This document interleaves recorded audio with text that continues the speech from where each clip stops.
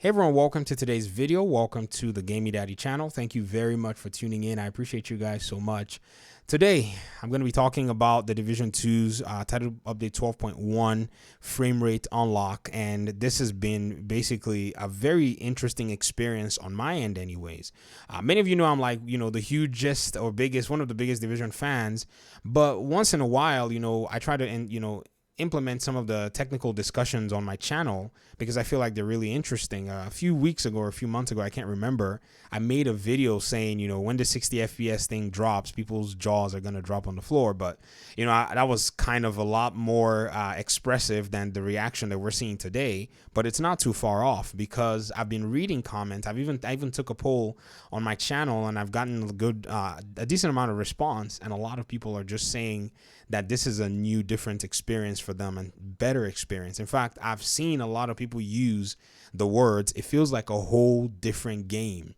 Can you imagine that? Can you imagine for the longest time, there have been technical hindrances that have basically stopped a lot of people from enjoying this particular game because it's been locked at that frame rate. A game like this is a very colorful piece of software. It's got all of these different aspects to it, different shades, different hues, different atmospheres, different weather systems, and nothing short of a powerful machine can run this. In fact, I felt like it was a huge risk bringing this game out in the quality that they brought it out because the PlayStation 4 really did suffer. And, yes, there is responsibility on the end of Massive to have maybe optimized or maybe gone a different direction in how they rendered the game for the PlayStation 4.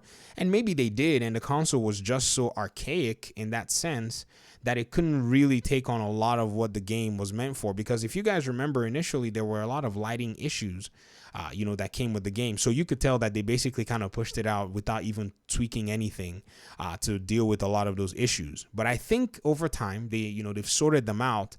And then with the whole next gen thing, they've actually kind of delivered, kind of a better performing game on the PlayStation 5. The footage you're seeing here on the screen is a PS5 footage. I can't believe my eyes. It's almost not different from what you're going to see. If not, it's different, but the differences, if I would say, are very, very minute. They've done a good job in hiding a lot of those details that you see on PC. Like, maybe in some instances, in some time frames, you're going to see them, like the fog that they use, some of the little atmospheric effects here and there. But man, those things don't even really matter, especially if you have the game on the PlayStation 4. You had the game on the PlayStation 4 and you moved to the PlayStation 5. Another really cool aspect is a lot of players are talking about the movement. And, we have basically heard how the movement of this game is not necessarily up to par. Some people haven't necessarily liked it.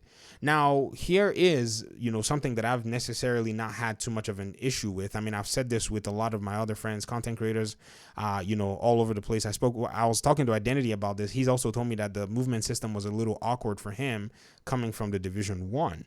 And the truth is, if you actually played with the movement system from the Division 1 on console, I believe that it was a little weird for you to see the movement system change in Division 2. And if it wasn't necessarily changed with the best possible responsiveness, it was also a little weird too for, everyone that was just coming from console into the Division 2 in that sense. So those are other aspects too that you have to kind of consider. And so when people are, finally experienced this on better performance and saw, oh, this is actually fitting with the motion and with the camera and all those things put in a better, context, it made a lot of sense for them. Now, for PvP, that's another whole discussion. We're yet to see how many players who play PvP are going to be dealing with this. Someone told me that they could actually see players coming from further down in the dark zone, so this was a better improvement for them. So I don't really play PvP, so I don't really know what that's going to look like with a lot of the players here on console. But another thing too that I need to take time to look into are some of the settings. I think FOV settings. I don't know if there are any here. I haven't even had the time to check. I've just been wowed by how they were able to deliver a similar experience.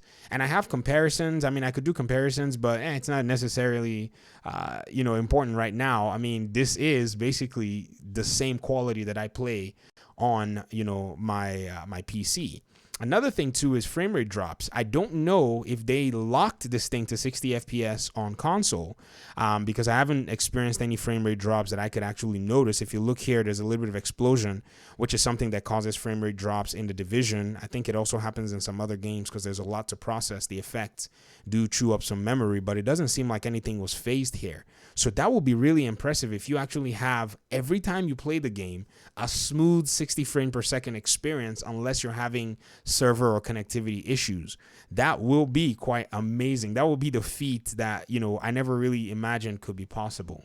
But anyways, I want to hear your thoughts, so far about this new improvement on the performance and graphics quality of the game.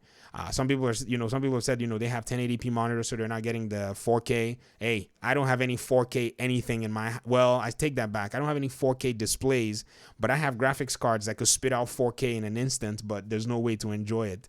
But I'm not necessarily worried about that, to be frank, because, what am I going to do with 4K? I'm not trying to shoot like flies or something. I'm just trying to enjoy a video game. So if by any chance a 4K monitor shows up at my doorstep, awesome. If not, hey, I'll keep rocking the 1080p. It still does a great job. I'm still okay with it.